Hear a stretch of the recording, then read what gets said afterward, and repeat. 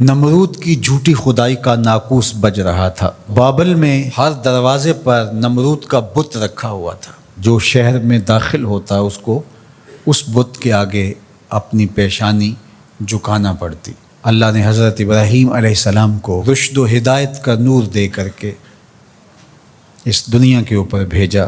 حضرت ابراہیم علیہ السلام لوگوں کے رویے جو ان بتوں کے ساتھ جڑے ہوئے تھے اس سے بہت آزردہ تھے۔ قوم سال میں ایک بہت بڑا میلہ منعقد کیا کرتی تھی شہر سے باہر، اور سب وہاں جایا کرتے تھے۔ ناچ گانا ہوتا، رقص و سرود کی محافل ہوتی۔ جناب ابراہیم بھی بلوغت کی عمر میں قدم رکھ چکے تھے۔ کہا کہ آپ بھی آئیے۔ فرمایا انی سقیم، میں تمہارے رویوں سے پہلے ہی بیزار ہوں، تنگ دل ہوں، تو مجھے مزید وہاں لے کے جانا چاہو گے؟ یہ تو کبھی نہیں ہو سکتا۔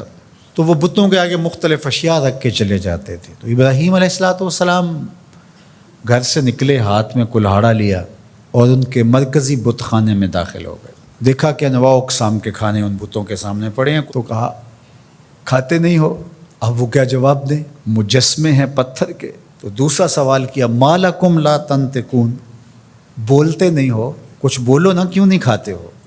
قرآن نے تعبیر کیا اس انداز کو، تو دائیں ہاتھ سے زور کی ضرب ماری، فجعلہم جزازا، ان کے ٹکڑے ٹکڑے کر کے رکھ دیے، چورا چورا کر دیا۔ الا کبیر لہم، جو بڑا بت تھا اس کو بس چھوڑ دیا، اس سے کوئی صلح نہیں تھی۔ یہ حضرت ابراہیم کا ایک طریق تھا۔ اب وہ میلہ دیکھ کر واپس آئے، ان کی عادت یہ تھی کہ واپس آ کے سب سے پہلے بت خانے میں ہی آتے۔ تو وہاں دیکھا کہ ان کے جھوٹے خداؤں کا کسی نے تیا پانچا کر کے رکھ دیا۔ ظاہر ہے کہ ان کے خداؤں کے ساتھ یہ ہوا تھا تو ان کی تو عقیدت وابستہ تھی۔ ان کے پروہت چیخنے لگے، پجاری رونے لگے، اور عجیب شور مچ گیا، ہمارے خداؤں کے ساتھ کوئی یہ کیسے کر سکتا ہے؟ ظالمین سے ہے جس نے یہ کیا ہے۔ شہر کا شہر جمع ہو گیا، آیان سلطنت جمع ہوئے۔ انہوں نے کہا کہ ایک ہی نوجوان ہے اس پوری معاشرت میں جو ان بتوں کی برائی بولتا ہے، تو یہ اسی کا کیا دھرا ہو سکتا ہے، اور کون کر سکتا ہے؟ کہ اس کو لوگوں کے سامنے لاؤ۔ اللہ اکبر، ہزاروں کا مجمع ہے، نمرود سے لے کر کے حکومت کے کارندوں تک سب موجود ہیں۔ اور حضرت ابراہیم علیہ السلام، چڑھتی جوانی، عنفوان شباب، پیشانی پہ چمکتا ہوا نور، روشن اور تاباں چہرہ، توحید کا اجالا آپ کی آنکھوں سے پھوٹتا ہوا، زیر لب ہلکی سی مسکراہٹ، دربار میں پہنچے۔ جذبات سے بھرے ہوئے تھے، بفر سب بول پڑے، کوئی ادھر سے شور مچ گیا۔ قالوا انت فعلت ھذا بآلہتنا یا ابراہیم، اے ابراہیم ہمارے ان خداؤں کے ساتھ تو نے یہ سلوک کیا؟ ان کے لہجوں سے شرارے برس رہے تھے، آنکھیں ہیں کہ نوچ لیں گی جناب ابراہیم علیہ السلام کو۔ جلاد تیار کھڑے تھے کہ حکم شاہی آئے اور ہم تکہ بوٹی کر کے رکھ دیں۔ آگے سے جواب سنیے کیا آتا ہے۔ قال بل فعلہ کبیرہم، کب بڑے نے کیا ہوگا؟ کلہاڑا تو اس کے کندھے پہ پڑا ہے۔ اچھا یہ نہیں بولتا تو ان سے پوچھ لو تمہارے ساتھ یہ کس نے کیا ہے، یہ اپنے خداؤں سے پوچھ لو۔ اللہ اکبر، یہ کاٹ تو کلہاڑے کی کاٹ سے بھی سخت تھی۔ یہ جو بفر کے اچھل کے باتیں کر رہے تھے، اپنے ضمیر کی طرف پلٹے، اور اندر سے ضمیر نے کیا آواز دی؟ تم خود ہی ظالم ہو، جو اپنا دفاع نہیں کر سکتے تمہارے معبود کیسے ہو سکتے ہیں؟ اپنے سروں کو جھکائے ہوئے آیان سلطنت بھی، اور بڑے بڑے پروہت، اور بڑے بڑے پجاری، اور بڑے بڑے قبیلوں کے سردار، وزیر مشیر، سب کے سر جھک گئے، اور جھکے ہوئے سر سے آنکھیں چار نہیں کر سکتے تھے، اور بولتے کیا ہیں؟ لقد علمت ما هؤلاء ينطقون، ابراہیم تو جانتا ہے یہ بولتے نہیں۔ بس اسی موقع کے انتظار میں تھے حضرت ابراہیم۔ پھر حضرت ابراہیم کھڑے ہوئے، اللہ کا پیغمبر بولنے لگا، قال افتعبدون من دون اللہ ما لا ينفعکم شیئا ولا یضرکم اف لکم ولما تعبدون من دون اللہ افلا تعقلون۔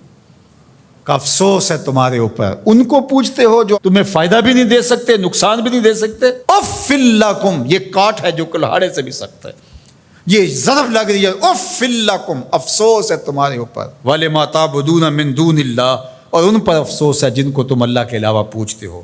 افلا تعقلون، تمہاری کھوپڑی میں دماغ نہیں؟ سوچو تو صحیح۔ اب اس کا کیا جواب ہو سکتا تھا؟ جب جواب نہ ہو، دلیل اور استدلال کی زبان بند ہو جائے تو پھر اوچے ہتھ کنڈوں پہ لوگ آ جاتے ہیں، کیسے جلا دو، اور اپنے خداؤں کی مدد کرو۔ ایک چیخا جلائی گئی، ہزاروں من ایندھن جمع کر کے اس کو آگ دی گئی۔ اب ابراہیم علیہ السلام کو اس آگ میں ڈالا جانے لگا ہے۔ جبریل حاضر خدمت ہوتے ہیں کہ اے ابراہیم، میں تمہارا پیغام لے کے رب کے حضور حاضر ہوتا ہوں، کیا التجا ہے، کیا دعا ہے رب کے حضور؟ تو جناب ابراہیم بولتے ہیں اے جبریل مجھے بتاؤ ان کے دل میں کس نے ڈالا کہ یوں چیخا جلائی جائے اور مجھے آگ میں ڈالا جائے؟ کہا رب جلیل نے۔ کہا جلیل کی یہ مرضی ہے تو خلیل کی بھی یہی مرضی ہے۔ جے سونا میرے دکھ وچ راضی، جے سونا میرے دکھ وچ راضی، میں سکھ نو چلے ڈاواں۔ اگر وہ اس بات پہ راضی ہے کہ میں جلوں تو 100 بار جلنے کے لیے تیار ہوں۔ ادھر گھما کر کے آگ میں ڈالا جانے لگا، ادھر فرمان الہی آگ کے نام آیا، کلنا یا نارو کونی بردم و سلامن علی ابراہیم۔ اے آگ میرے ابراہیم پر ٹھنڈی ہو جا، لیکن سن سلامتی کی ٹھنڈی ہونا، اتنی ٹھنڈی بھی نہیں کہ میرے خلیل کو سردی لگنے لگ جائے۔ اب ابراہیم علیہ السلام جب آگ میں گئے، وہ رسیاں تو جل گئیں لیکن آپ کے بدن کا ایک بال بھی نہیں جلا، اور بالکل آگ کے درمیان میں جنت کی ٹھنڈی ہوائیں چل رہی تھیں، اور ابراہیم کو اللہ نے بہلانے کے لیے فرشتے بھیج دیے۔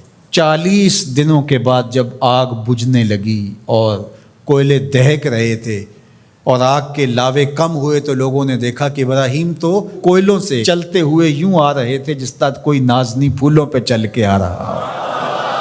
کسی نے حضرت ابراہیم سے پوچھا زندگی کے بہترین